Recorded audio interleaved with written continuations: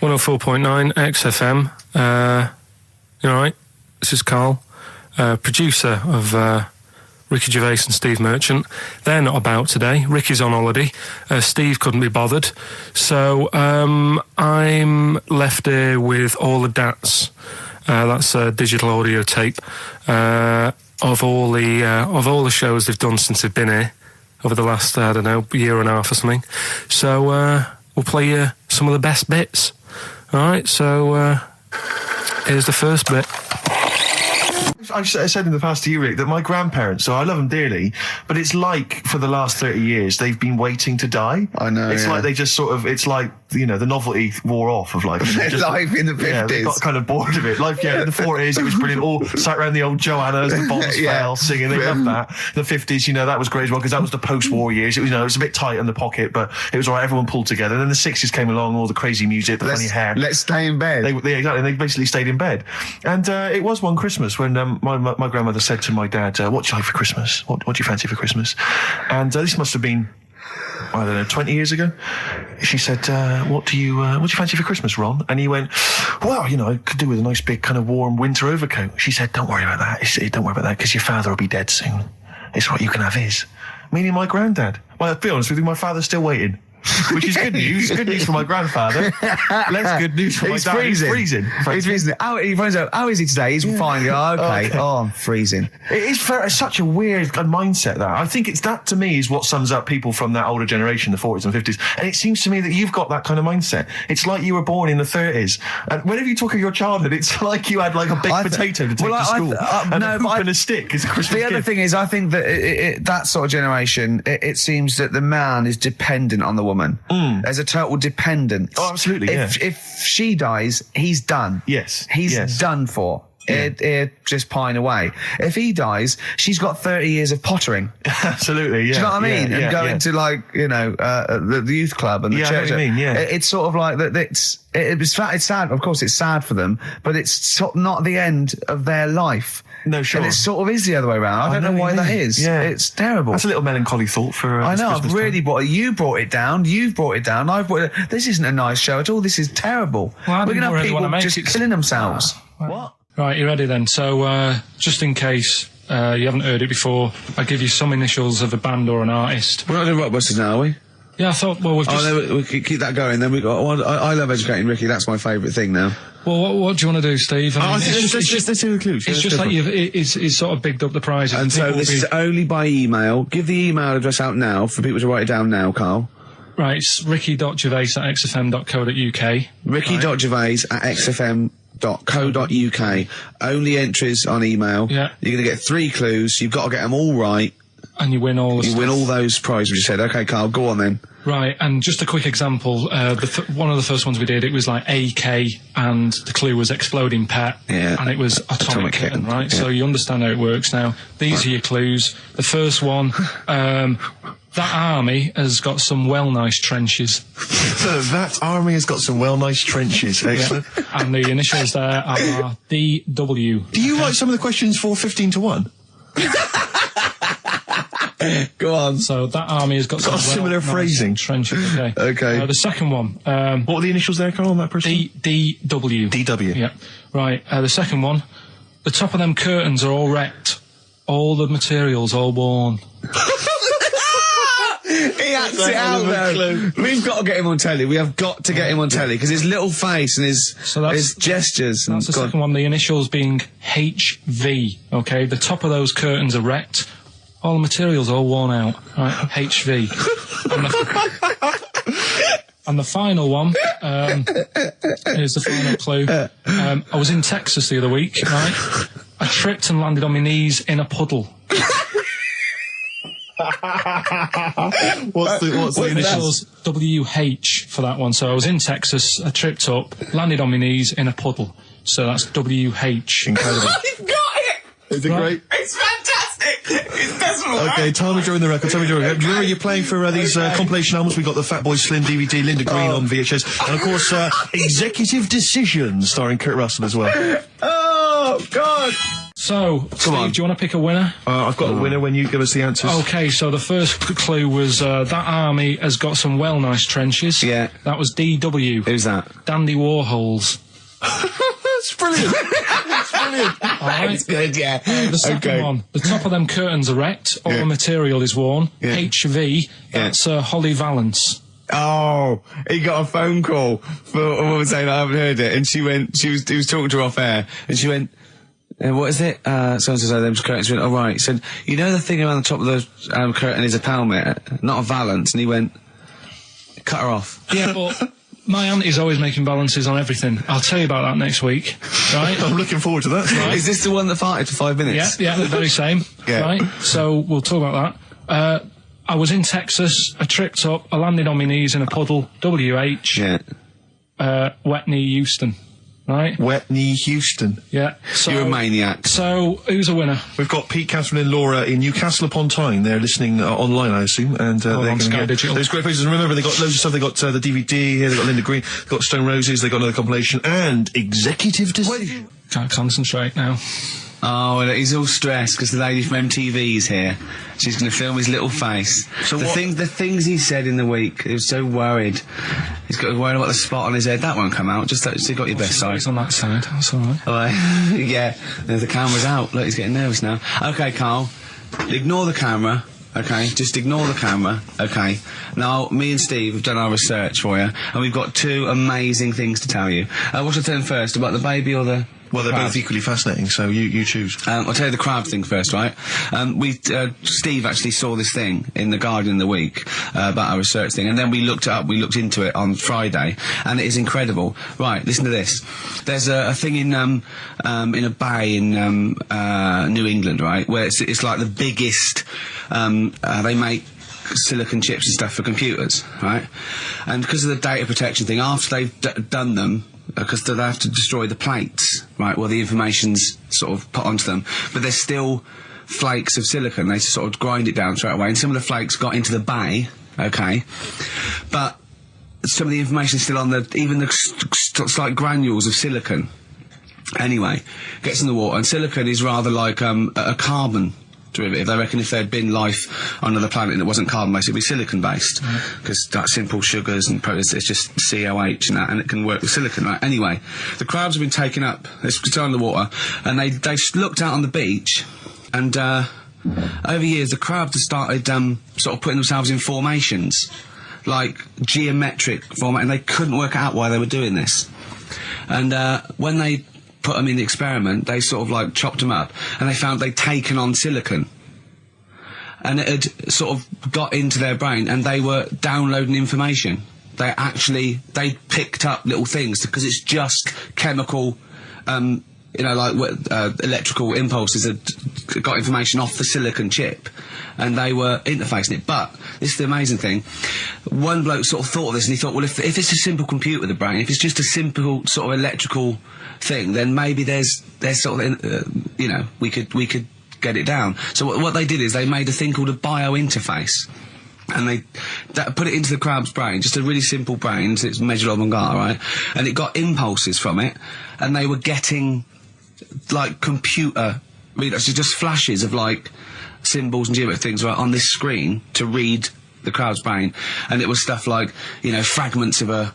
What made them do this in the first place? Because they saw the crabs behaving differently. They were behaving differently to each other. They were just like intelligent, and they were sort of solving problems and all this sort of stuff. Anyway, when they downloaded the thing, it was like they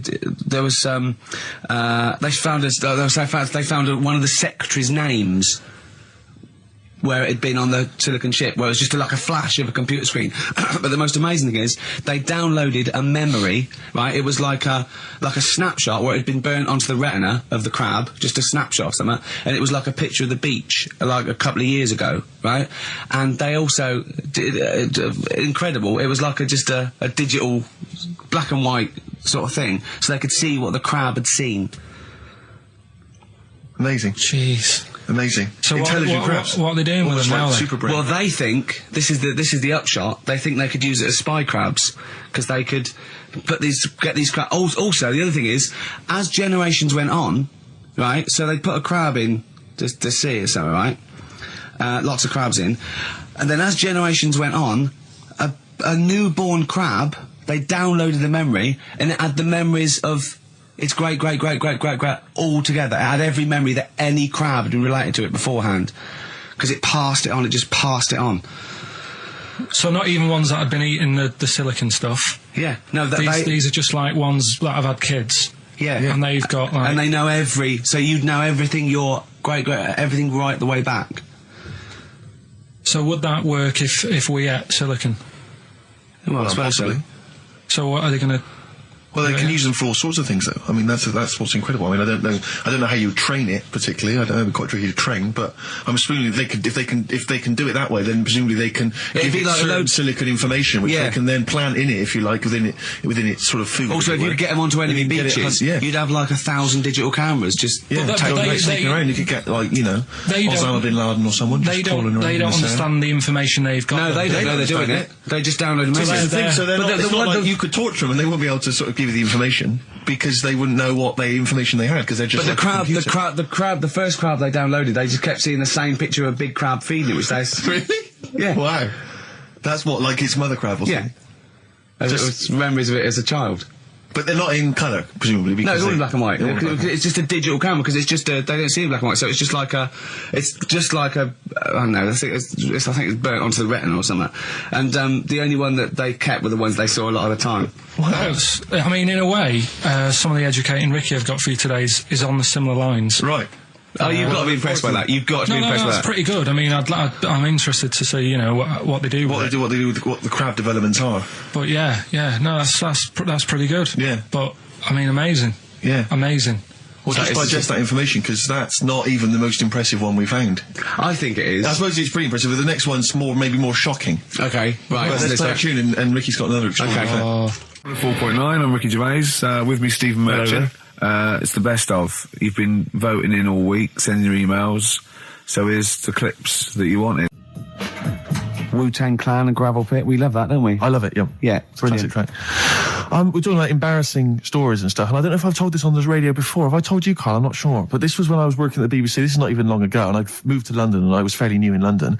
And I was working at the BBC, and I had this BBC hire car, and I've never told it. If there's anyone listening who works for the BBC, I don't know if I can still get in trouble for it.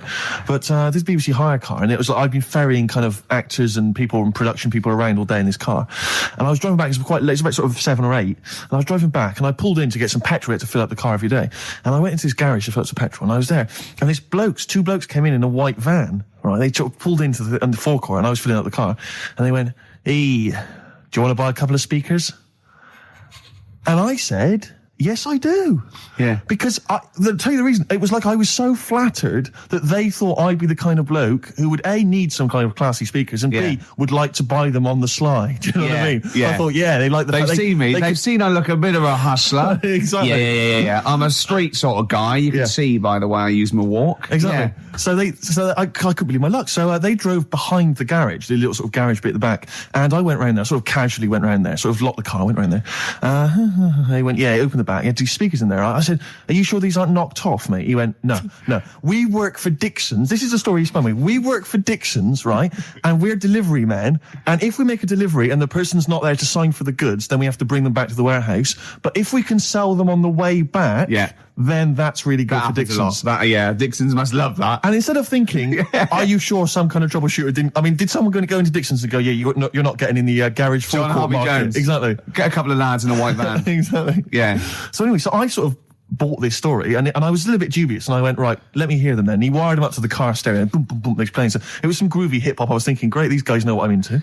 Yeah. And he's giving me the talk and stuff. And I said, I'm a bit worried these are knocked off. He went, no, listen, we got a bloke at Dixon's who can confirm this is fine, right? Phone him up, use my mobile, right? And quote this reference number, right? So I phone out, and I goes, I go, hi, some guys here in a garage forecourt trying to sell me some speakers. Just wanted to check. He went, it's fine. I went, should I just read the reference number or whatever? He went, if you want. And X14, and I'm like, yes, fine. Yeah. Okay. You know what that was, don't you? That was actually Mr. Dixon himself. Exactly. Yeah. Exactly. So I'm thinking, well, they sound great. They're giving me for a knockdown price. I'd say they were like 400 quid, they were like 200 quid or something. It was a good bargain. I was in the market for some speakers as well. Yeah. So while they were loading it's them all kosher. I phoned Dixon. Exactly. I phoned Dixon. That's fine. Yeah. So while they're loading them in the back of the BBC hire car, right? I'm in there paying for the petrol, right? And the guy who's serving goes, oh, right. He goes, what were you doing around the back with those blokes? Right? Because obviously there's security cameras filming this whole transaction, right? And he goes, what are you doing around the back? And I went, brilliantly, there's some old mates. Some of my mates were just having a chat and that. He went, oh, right, okay, like giving me obviously the evil eye. So I went back to the van. So I'm in the car now and I'm driving with one of the blokes who's in the van with me because I didn't have the money on me. So I had to go to the cash point to get the cash, right?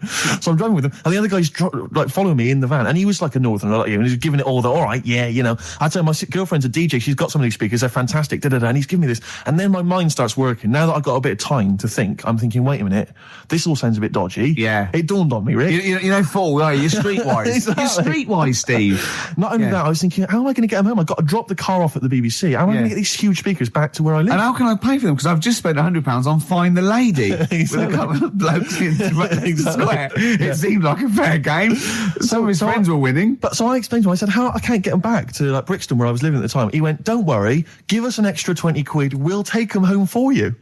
Oh, that's good. Deliberate. They do a whole service, you see. And there's also a backup guarantee. Did they have the guarantee, the 3-month guarantee? They didn't. No. But I said, I'm not sure about that. He went, well, why don't you put them in a cab, send them back, and your housemates can collect it? I was like, oh, no, there'd be no one in. And I was beginning to sort of get a bit conscious of like, maybe this was a bit of a scam after all. So I pulled into like a little side road. I said, I'm not sure I'm into this now, actually. He went, what are you talking about? It's 200 quid for a pair of speakers. It's a bargain. You never get a bargain like this, mate. I'm going, not too sure, actually. I don't think I want them. He went, 150 quid, mate. 150 quid. I went, no. He's 100 quid now to you. And I'm thinking, wait a minute, this doesn't sound like the kind of work that Dixons would be doing. Dixons don't do that when I go in. This is it. Dixons never negotiate in that way. When I go there, look around and I leave, they go, where are you going? Exactly. I go, no, we'll have anything then. Have anything for a So quid. I stopped the car and the white van pulled up behind me with his mates in. Sure. And I said, can you get them out? I'm not interested. And he went, 100 quid, mate. Oh, and he was just going, you tosser, you obviously want some speakers. And he was having a go at me. So I was carrying the speakers out and putting them back in the white van. And he was just shouting at me. He was going, 70 quid, mate. I was like, 70 quid from 200. This is ludicrous. You realise that wasn't Dixon's policy then. Exactly. They don't usually shout, you tosser, as you leave the shop and walk down Camden High Street. They're not usually shouting, you tosser. You should have took the offer of like the monthly payments they've got on at the moment. So eventually I put them in there and I sort of knocked the deal on the head and I got back in my car and they were in theirs and I just looked in the rearview mirror and they were punching the dashboard like with aggression and venom, like we let that deal slip through our fingers. And I've never been so terrified in my life. I just sat there and I was just thinking, oh my God, all I was thinking now is what if I go back to the BBC and they go, we've had a call from the police, the man at the garage, he saw you doing a dodgy deal. I love it. Yeah. Well, what you do is you put the hire car in a drain in your front garden and then go in and out of the toilet, just pouring bleach down or Ajax and then never know. Right then, which leads us nicely into Knob news. Oh, it's the welcome return of Knob news. Right, okay, this is very much like the news at 10, this, isn't it?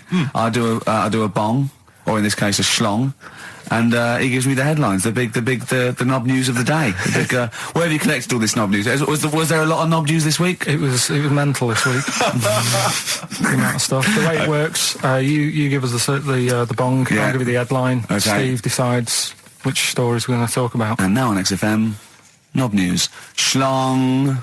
Man grows knob on his arm. Schlong. Man gets doctors to make him a second knob. Schlong. Turkish prisoners made hole in cell wall to produce third inmate. Schlong. Doctors accidentally remove man's testicles. So, well, can I straight away go for the accidental removal of the testicles? Well, it's happened before, hasn't it? We've talked about that before. How did what did he go in for a tonsillitis? What are they called? Tonsillectomy. And he went in the wrong way. What are you talking about? How can they accidentally remove his testicles? It says he didn't look at his folder, and the doctor said to the fella, "Oh, we've removed your testicles and we wanted to take out your prostate gland." So that's what happened. There's the story. This is what I mean. That's why I don't like going to the doctors. It happens, doesn't it? Because all these sort of it's when they say things like, "Oh, it's just we do loads of these operations." That's when they're not concentrating. Brilliant. Do you know what I mean? When they say it's procedure, that's like having a boring job that you do every day when you're not going to be concentrating. I prefer them to go, "This is a tricky one, this."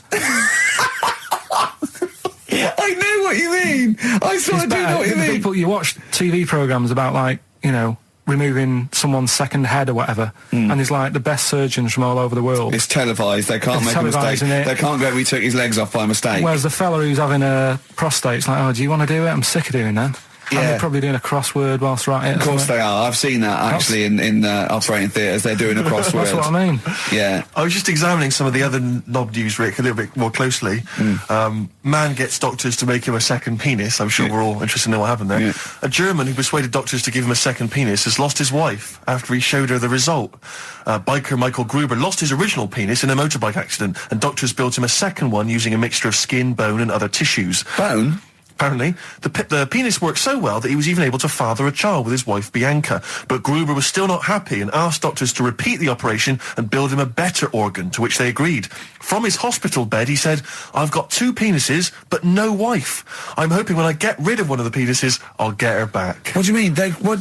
Sorry, he had 2 put on. What side does he wear? So he's had both. So he's had 3 then? Yeah. This is probably the thing that happened with Hitler, when he had 1 ball, but he had 3 at one point, didn't he? So he just got one in the Albert Hall, gave his mum one, and got the other one. Oh, chimpanzee that monkey news. Right, there's this monkey, right? Oh, yeah.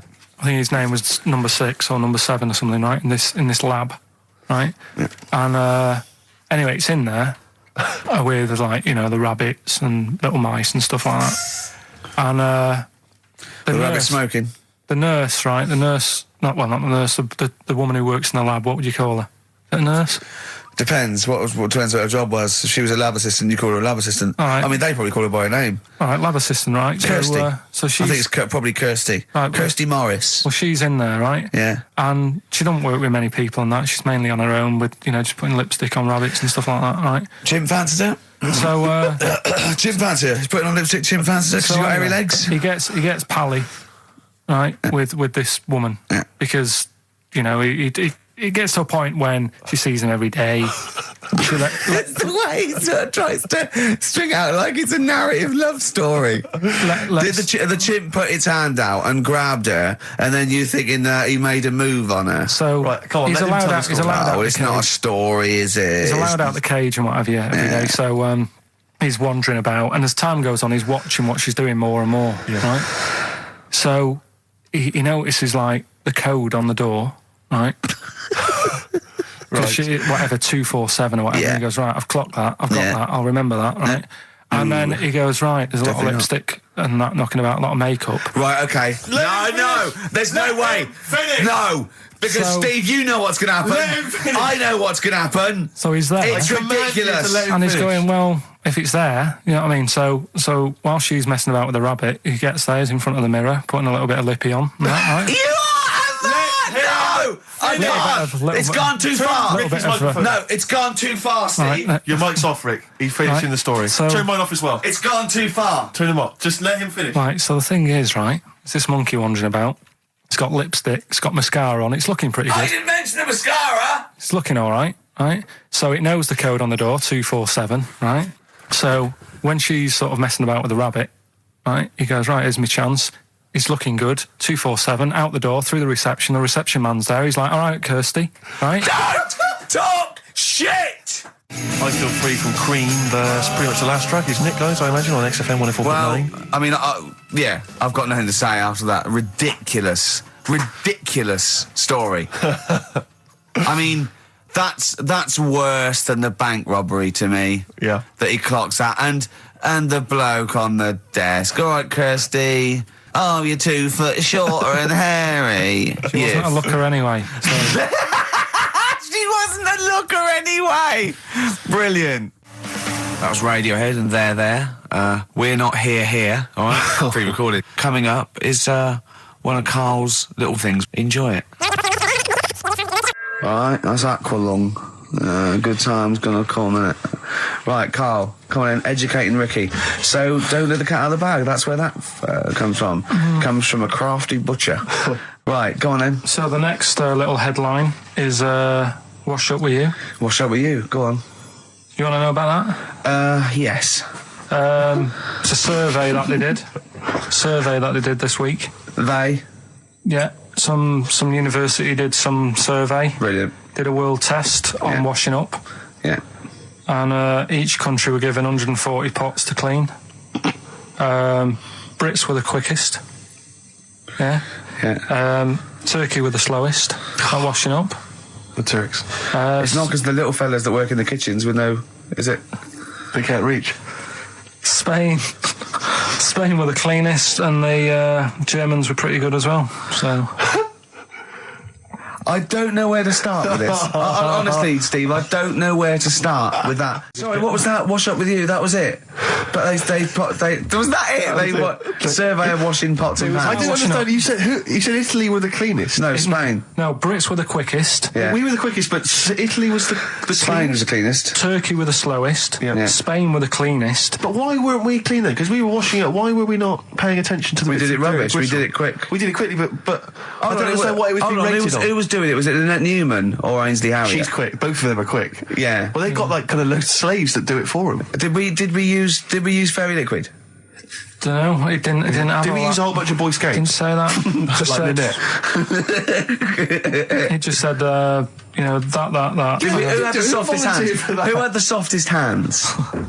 So it didn't say. I didn't. Why is it we don't get notified that this is taking place? I don't know. When I was a kid, no one ever said, we need recruits because we're doing a survey on who can wash up the quickest. Are you disappointed in yourself with that one, Carl? It is pretty dull, to be fair, and that is why we've got to bring in either con merchant or a wine merchant. Or shut up at your face. Yeah.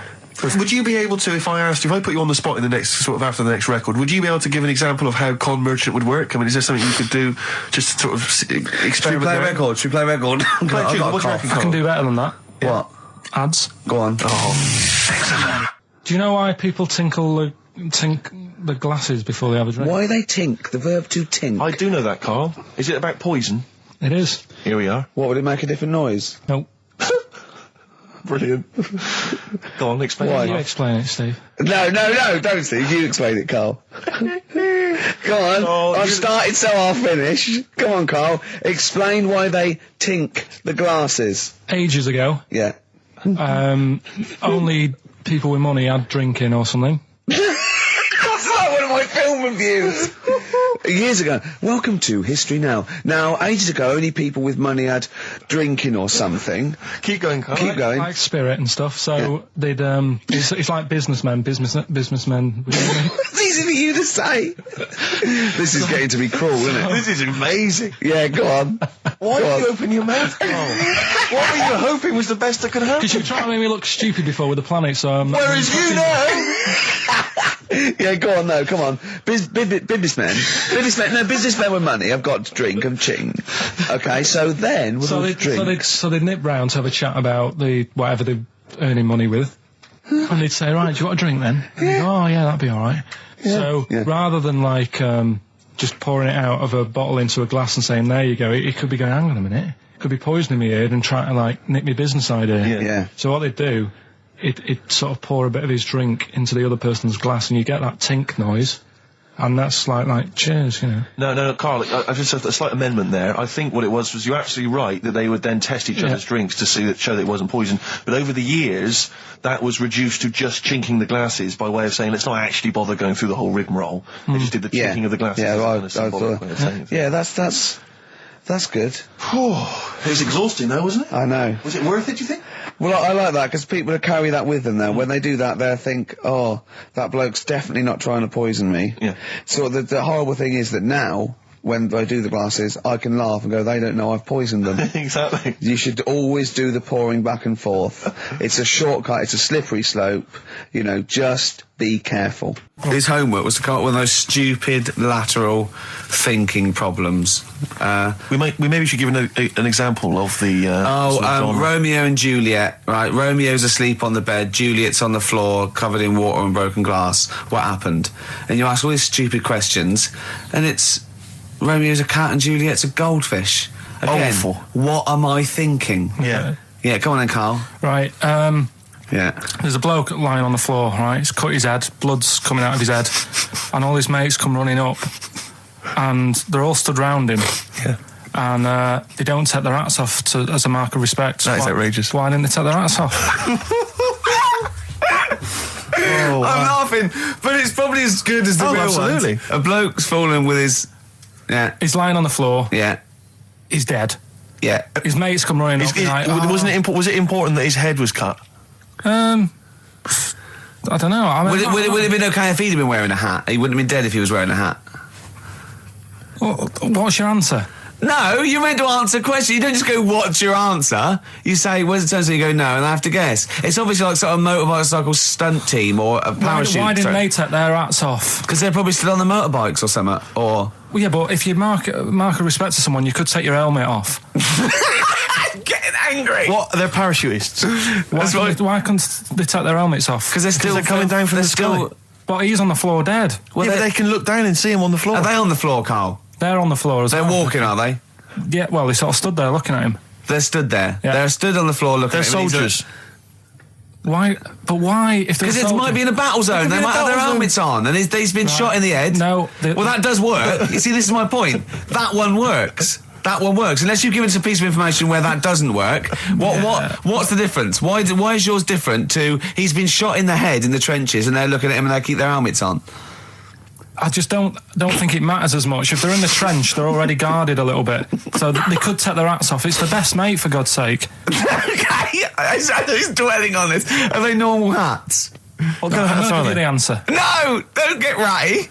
What kind of hats are they? Baseball hats? If I told you what sort of hats they are, you'd have the answer. Wow. Okay, I've got to guess what sort of a hat it is then, have I? Right. Is it a trilby? No. Is it a bowler? I know what it is. What? They're spacemen. No. Oh, that's a good That one. one works as well. This is my point. I like that one a lot. It works. He's fallen on the moon, and not that the moon happened, it was set up, wasn't it, in the studio, we know that, yeah. Okay, Carl, what's your answer? Builders on a building site. Why is that different to soldiers? Because bricks don't fall in wars. But bullets fly! Right. Let's play a record and we'll come back to it, Carl, while you think about what you've done. Oh, yeah. You've embarrassed Let's play some yourself. classic Suede. Yeah, and this is for David and Kieran, I think, who wanted a bit of Butler. That was Jane's Addiction. This is the Best Of Show on XFM 104.9. I'm Ricky Gervais, with me, Stephen Merchant. Yes. This was a clip show. We recorded this a couple of weeks ago.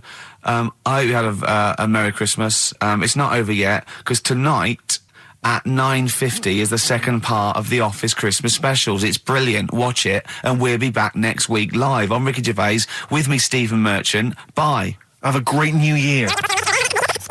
But if you want, I'll pay for you to take history again. Carl, we'd love to see you get a C or above. And Well, we're I'll willing pay to... for you, and I'll get you some books. Right, now listen. We can, let's get, I reckon, when are the exams? June? Something like that, yeah. We'll try and register next week, and I reckon you can get an A or B. I'm history. I'm In busy. history. No, don't worry about it, it's just easy. I get you Brody's notes. If Heat magazine, they love you, Carl. They could probably sort something out. They could probably pay for a tutor. They got a lot of money, they sell a lot of magazines. I mean, it is almost always, and you found that out, I discovered this, it's always the Tudors and Stuarts. There's no fear for them not coming up. Now, what do you already know about them? You must already know stuff about Henry VIII and Elizabeth. No, because it's too long ago to even get interested in. Do you know what I mean? You can't. Is that why you relate didn't- to it. Okay. The Anderson thing, it was like, God, I bet my mum and dad were in an Anderson shelter. This is interesting. What, when they- Oh, my granddad would have, had something to do with this. But the Tudors, it's like, I don't know even if they had a family back then. Play a record. We come back Hang to on, this. hang Sorry, on, hang on. Steve, Because I need to introduce my the new feature. Yeah, For the I record. don't know if I had a family back then. Carl, listen, let me just Carl. ask you now, right? If you can finish this sentence, we've got a chance. Divorce beheaded died. Divorce beheaded. Died. What is it? We just need to do a little bit of work, but otherwise I think you're going to be fine. It's how you remember what happened to Henry VIII's wives. They're little... Divorce beheaded died. Divorce beheaded. It's like spam. Support... What's it? Support, protection, anchorage, movement. That's how You're you going to. That's nothing to do with the Tudors No, and nothing to Stuarts. do with the skeleton. Yeah. See, no, we're not doing biology. Mnemonics and acronyms. and What happened to Henry VIII's last wife? Did she die or did she not die? Divorce beheaded died. Divorce beheaded. Do you know that the only king that has got a moustache is... No. The only king that hasn't got a moustache is the King of Hearts. on the playing cards. Karl is genuinely, I don't know if he's actually upset or embarrassed, but it doesn't matter. Why does it matter? You were 15 and didn't go to school. If you were my friends, I think you would have just said, "Oh, we can't find them." Why? Because But you just matter though. What's to do with that? Well, what do you mean? What do you mean? It's ridiculous. Do it again because you want to learn, because there's great things in the world to learn about. Don't worry. Look, GCSE is vocational. Is vocationally for a 15, 16-year-old to go on to do A levels or whatever, or to get results. But you don't need that because you've done very well. You don't care about the Tudor and the Stuarts. I mean, I mean, I've had a couple of jobs, not this one, because you don't need qualifications to get a job. Obviously. In the radio. Yeah, obviously. You're absolutely right. But the ones that I have got in the past, I did, because I didn't collect them, I had to lie. And I didn't like go mad. I didn't say I had A's and stuff. But I didn't put history down because I didn't even know I did it.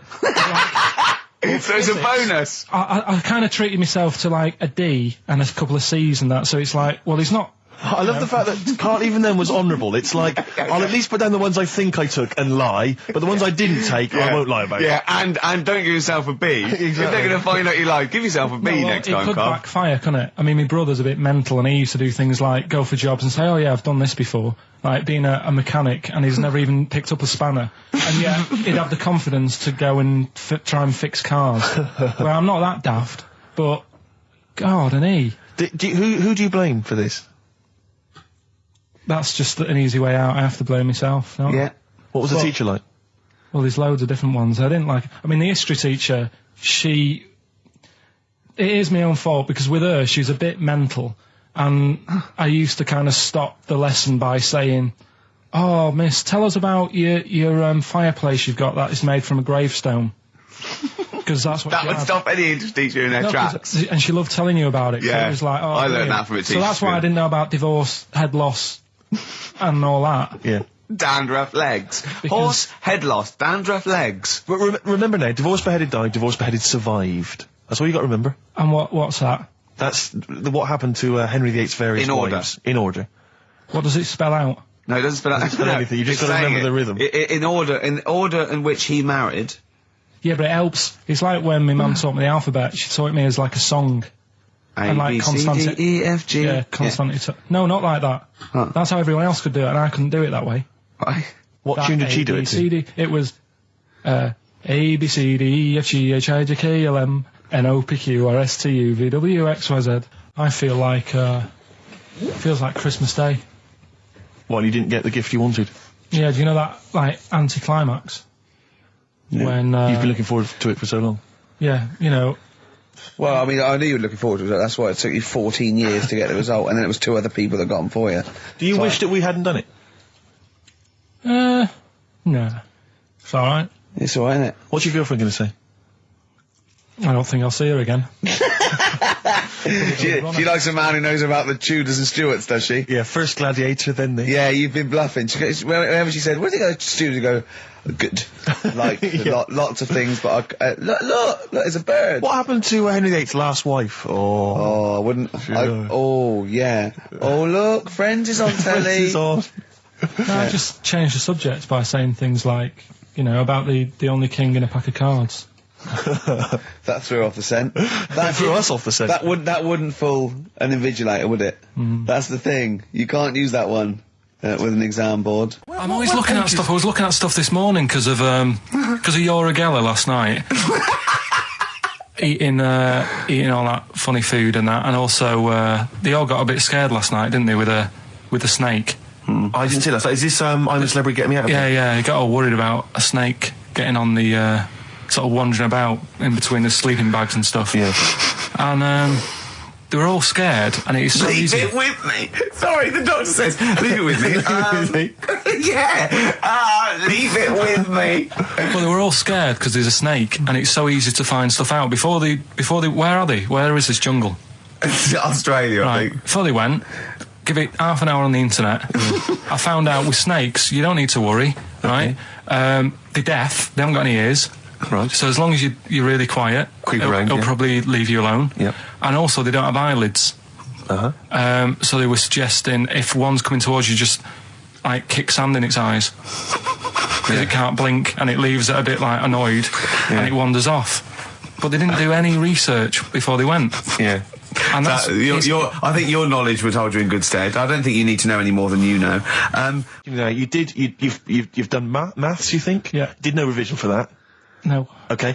English, do you remember what it was? Did they ask you about Shakespeare? Did they ask you I about can't books? remember, but I must have done it because I thought that was. It was English language, not English literature, wasn't it? So it was Was it spelling and all that? So was it like a comprehension? You read a passage and had to ask questions on it? Was it? Did you have to write a short essay? I don't know. I can't remember any of that. Okay. I did a science. Okay, physics or chemistry? Physics. All right, well done. And this is all you think? You actually took that? You actually took physics GCSE, you think? You're obliged to do a language, I think. Did you do French? I did French for a bit. I don't think you are. I don't think you have to do a I language. think you have a GCSE, I think you've got to. Well, English quite good. I think that's his language he did. So you don't know about language. History? Geography? Just what you will find out, won't we? Okay, but you just can't remember. I can't believe you can't remember turning up for these things, because it's quite a big moment in people's lives. It is the thing that you've been working to all of your educational life. On the day that the things came out, I was working at as a printer. Okay. And it was a really busy A lot day. of spelling mistakes. That It was day, a really that busy paper, day, wasn't so it? you're bound to forget. Yeah, the yeah. exams. No, but I had to use gold ink that day. Oh. And it's, Yeah, I mean, you're yeah, not a yeah, printer, yeah. so you don't know. No, that's the biggie, innit? But it's tough. You've got to really get your rollers clean. Karl, play a record, mate, and good luck with the exam results. Hopefully we'll have them for you by next week. It's time to give Karl... You're actually nervous. I'm a little bit nervous. Just to recap, Karl is 30 this year. He never went to get his results of his GCSEs. So myself and Steve took it upon ourselves to phone his school, track them down, and we actually got your results. What did you think you took? Did English, Right. maths, Yeah. art, Right. and I think I did physics. Okay. Well, you didn't do any of them. Eh? You didn't do any of them. You didn't register. You registered for one exam and took one exam and got results for one exam. So I don't know what you thought you were turning up to, or you weren't registered, or you didn't. You're familiar with the notion of registering for an exam. You have to kind of officially register in order to be eligible. What do you mean, register? I turned up for a couple. Yeah, you can't just show up. You have to register for them. You have to pay this because it costs the school money, so they have had to have paid for you if they thought you were going to pass. You can't just turn up on the day and ask for some paper at the front. I never got a letter telling me that. Well, that's because you were never at school. But you did somehow register or registered for one exam. You registered for history. It's a topic that you've always been interested in. I was saying to Ricky before, World War II, I loved it. Not the actual event. No, the but study just of it. You all mean? the stuff like, about the Anderson shelters and stuff like that. Yep. And the bombs and that. And then when I took it, it had nothing to do with that. It was more about the Tudors. So the Second World War didn't come up. You mean there were no questions about the Anderson shelters? Nothing. That's devastating. So So what are you expecting the result to be? is that it? Yeah, it's the only one you took and registered. As far as the school is concerned, or yeah. certainly in Well, it's the terms only of one what that they told counts. us. It's the only result. It's the only one that counts. Yeah, you've got. I don't. Did you register for yours? Yeah. Yes. I've got certificates and everything. So what do you do that before the exam? Do you have to go somewhere and sign something, or? Yeah, you don't check your results and then decide if you want to register. It's not like Millionaire when you look at the question and go, I think I'll take the money. Yeah. You go. No. But anyway, you must have registered for one, or maybe your teacher put you in for I didn't do it. They must have been Someone else confident. registered They for must me. have been confident. They must have thought your best bet was history. Right. So, what did they get?